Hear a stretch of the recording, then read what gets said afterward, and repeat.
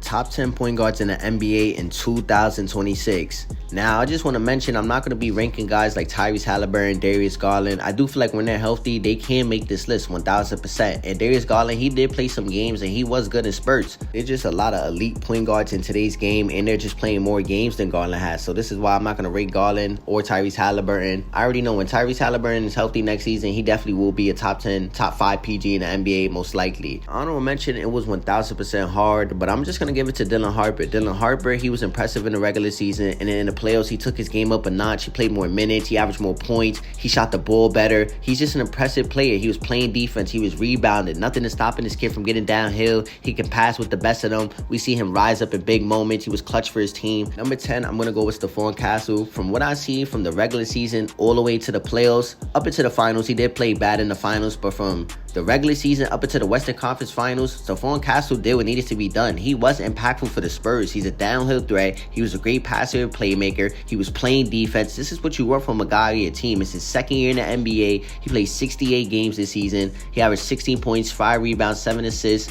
47% from the field, 57% true shooting. But in the playoffs, he took his game up a notch, averaging 18 points, 5 rebounds, 6 assists, 58% true shooting. Like I said, Castle, impressive player. He had a great year for his second year in the NBA too. Number 9, I'm going to go with LaMelo Ball. LaMelo and what he did for the Hornets this season, it was really impressive actually. It was like one of the first times we got to see LaMelo play some meaningful basketball, and it was working. They were one of the worst teams in the sport. Then towards January, they were one of the best teams in the sport, one of the best offenses in the sport. They had a top 5 offense, and a large part of that is due to LaMelo Ball and his capabilities. He's one of the best shooters in the sport. He gets downhill and creates for everybody. Brandon Miller, Nipple, all those guys thrive playing with LaMelo. At number 8, I'm going to go with James Harden.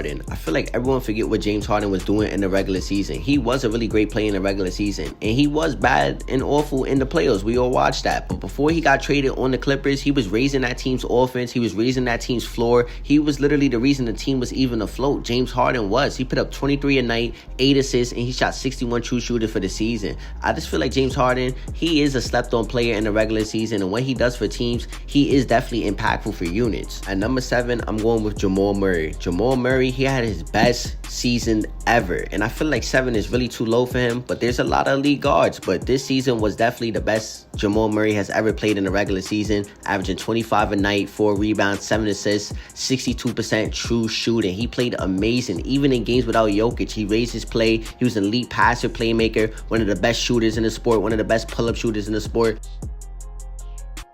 At number 6, I'm going with Tyrese Maxey. Tyrese Maxey, he's one of those players who gets better every single year. And mind you, for a large part of the season, he's doing this without Joel Embiid. So everybody can't even say he's just playing off Embiid. No, Maxey's getting better on his own every single year. He has to become a better shooter, passer, playmaker, all-ball mover. Like, he just has to do all these things, and he played like a number 1 option for a large part of the season. He put up 28 points a game, 4 rebounds, 6 assists. He shot 46% from the field, 36% from 3 on like 8 attempts, 58% true shooting. This man, Tyrese Maxey, he was amazing. And then in the playoffs, we see him rise up in some big moments, closing the games, also available, playing 65 games. And mind you, he has to do all of this sometimes without Joel Embiid. Without your best player, he has to rise up and be the best player on a night-to-night basis most of the time. Even when Embiid is playing, sometimes he might not be 100%. Maxey has to be at 100%. Number 5, I'm going to go with Cade Cunningham. Cade Cunningham, from what he did to the regular season to the playoffs, insane. We're talking about a team who people used to laugh at. This was one of the worst franchises in the sport. Last season, they were the 6th seed. They got to the playoffs, lost in the first round.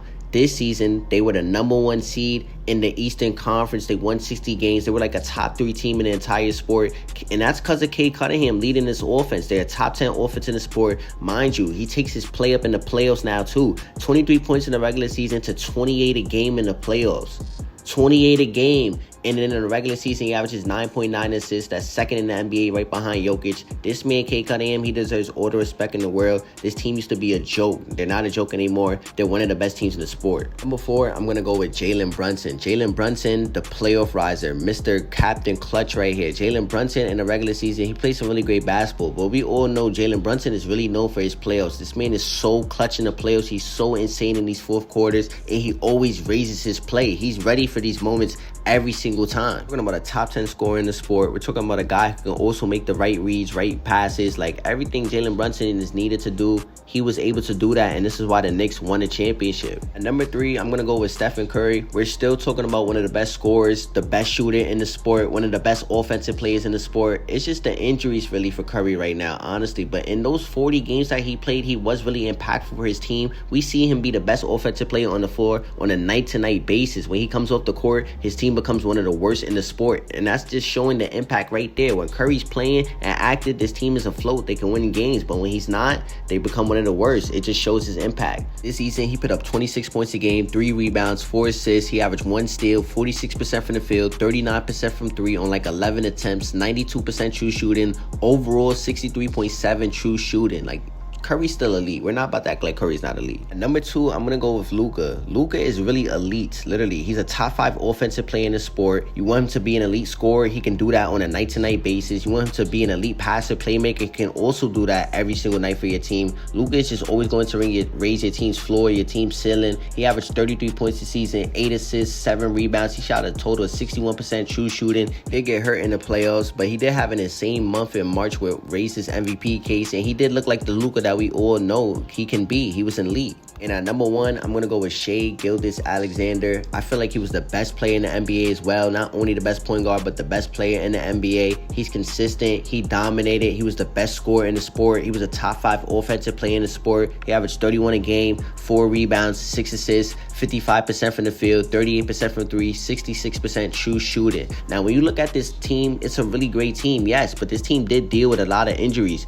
Chet's in and out, Jalen Williams, AJ Mitchell. They were missing so many guys. Caruso wasn't playing at times, but Shai, he was always available, and he was always their best offensive player on a nightly basis. And this is why I think he's the best player in the NBA, best point guard in the sport. Also do have to mention that the leap that Shai took in passing and playmaking, it's way better from last season. He's way better at passing out of double teams, just making the right plays every single time down the court now. This is why I say Shai, he's the role model of what consistency is. He can score, he can pass, he's not terrible on defense. Shai, he's just dominant right now.